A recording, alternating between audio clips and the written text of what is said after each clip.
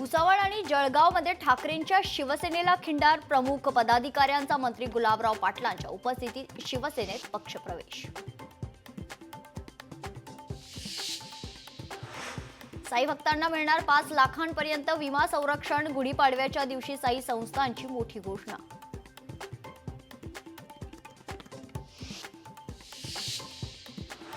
वैद्यकीय शिक्षण मंत्री हसन मुश्रीफ यांनी कोल्हापूर मधील घरासमोर उभारली गुढी. यावेळी मुश्रीफ यांनी सर्वांना पाडव्याच्या दिल्या शुभेच्छा.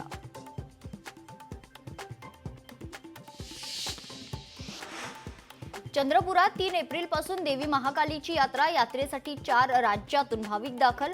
भाविकांसाठी मोठ्या सुविधांची उभारणी.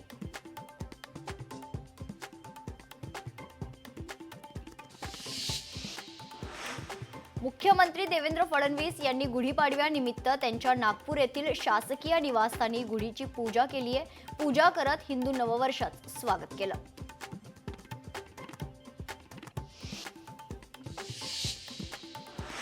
म्यानमारमधील भूकंप बळींची संख्या वाढली. भूकंपात 1644 हून अधिक लोकांचा मृत्यू. भारतासह जगभरातून म्यानमारला मदत.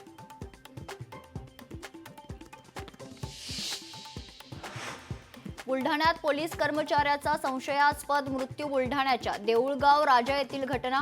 कारमध्ये मृतदेह आढळल्यानं खळबळ.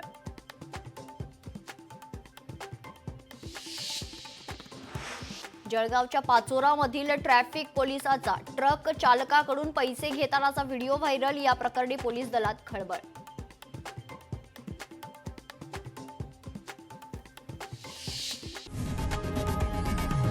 लोकशाही मराठी ऐका, पहा, जागरूक रहा.